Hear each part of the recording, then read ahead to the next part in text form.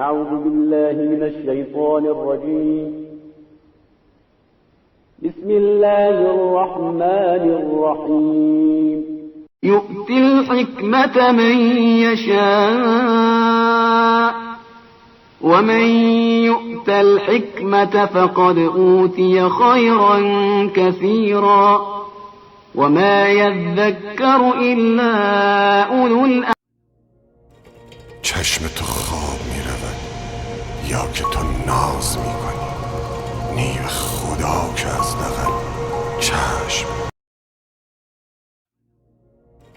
چشم تو خواب می رود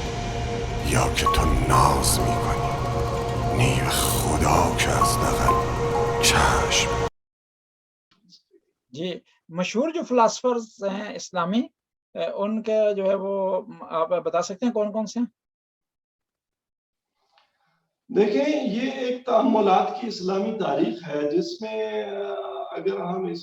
مسلمان ان کی تاریخ دیکھیں جس میں انہوں نے عقلی تأملات کو بیان کیا ہے اور دینی جو عقائد تھے ان کی جسٹیفیکیشن کی ہے یا ان کو ثابت کیا عقلی برہان کے ذریعے، تو یہ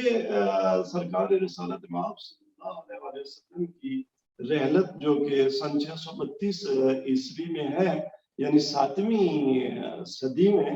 تو اس کے فوراً بعد ہی آپ دیکھیں کہ مرجئہ اور وعیدیہ جو کلامی گروہ تھے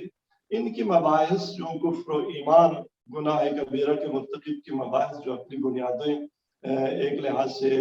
عالم اسلام میں عقلی مباحث کی بنیادی مباحث ہیں جن میں ابتدا میں کلامی رنگ ہے، تو یہ بھی 8ویں صدی میں شروع ہو جاتی ہے۔ سن 723 میں جو ہے حسن بصری اس نے وفات پائی ہے، تو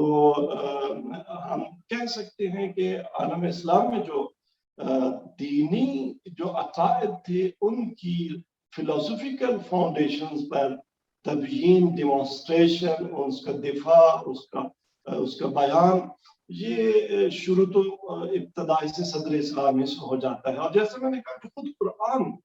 قرآن عقل کو مخاطب قرار دیتا ہے، تو نامدار لوگ جو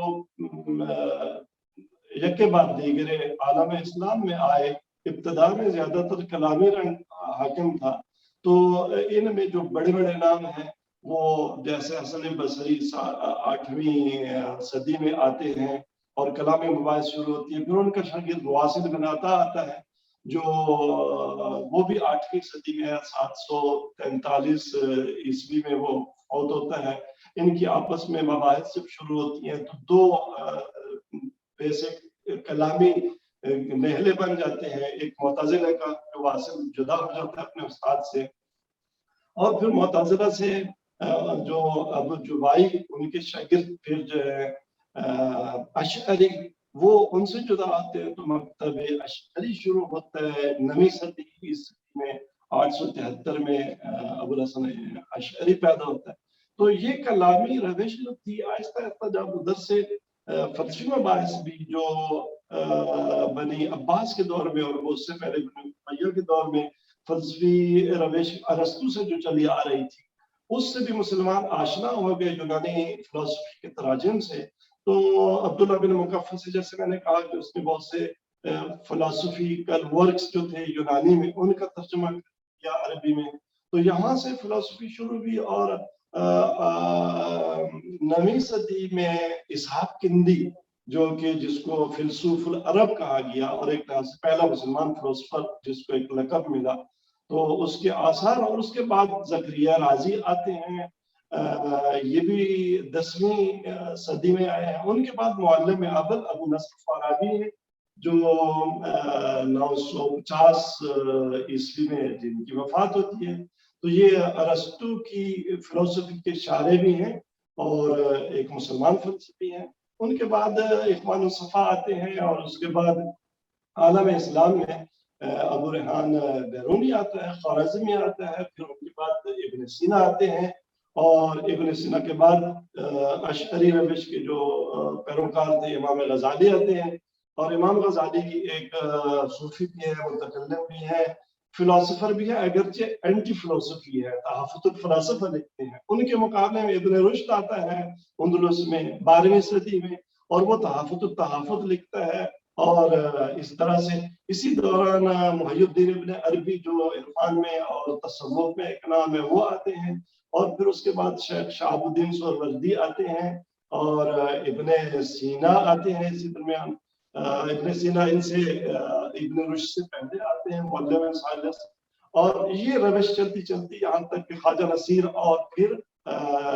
ملا صدرہ تک پہنچتی ہے. ملا صدرہ 16ویں صدی کے عظیم مسلمان فلسفی ہیں. ان کے بعد ملا حدیث الزباری، علامہ طباطبائی، امام خمینی، اور پھر معاصرین کا دور آتا ہے. تو یہ ایک پوری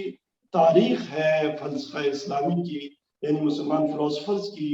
اور عالم اسلام کے اندر فلسفی تأملات کی. اور فلسفی تأملات کی بنیاد پر اسلام کے عقائد کی توجیہ کی. اور اب اس وقت صورتحال یہ بن چکی ہے کہ مکتب تشیع میں فلسفے اور کلام کے درمیان باؤنڈری تقریباً اٹھ چکی ہے.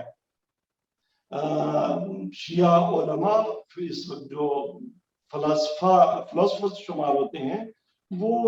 ان کے ہاں ایک مکسچر سا ہے ان کے بیان میں کہ وہ کلامی مباحث میں عقلی اور فلسفی میتھڈالوجی بھی استعمال کرتے ہیں، اور پیور کلامی میتھڈالوجی بھی استعمال کرتے ہیں، اور دین کے مدعیات کا دفاع کر رہے ہیں. جی، اس سارے جو ہے وہ تاریخ میں، فلسفے کی اسلامی تاریخ میں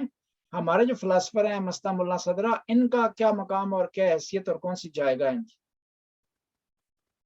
دیکھیں جنہیں اب یہ ہمارے جب ہم کہتے ہیں تو ہمارے سے مراد کیا ہے، تو اس سے ہمیں تھوڑی تحلیل کرنا. ایک دفعہ ہم کہتے ہیں مسلمان، ایک دفعہ ہمارے سے ہماری مراد شیعہ ہے. آپ ذرا واضح کرنا ہوگا کہ کیا بات ہے. شیعہ ہمارے سے مراد شیعہ جو ہے، جو فلاسفر ہیں، امام خمینی ہیں، ملا صدرہ ہیں، یا امیر داماد ہیں، یا لاہجی ہیں. ہاں ٹھیک. جو شیعہ فلاسفرز ہیں اور الٹیمیٹلی وہ مسلمان فلاسفرز بھی ہیں، تو ان میں ملا صدرہ کا ابن سینا کے بعد، ابن سینا میں تھوڑی سی بات ہے کہ آیا ابن سینا، بعض لوگوں نے حتیٰ اس پہ غیر مسلم ہونے کی بھی تہمت لگائی، لیکن مسلم ہے کہ ابن سینا شیعہ ہے اور اسرائیلی شیعہ ہے. لیکن اگر کوئی شک کرے تو ہم کہہ سکتے ہیں کہ ابن سینا کے بعد، جو ابن سینا ایک عالم اسلام میں پہلا شیعہ مسلمان صاحب فلسفی نظام ایک فلسفر ہے، ان کے بعد ملا صدرہ عالم اسلام میں وہ شیعہ مسلمان فلسفی ہیں جن کا ایک فلسفی نظام ہے جس کو ہم حکمت متعالیہ کا نام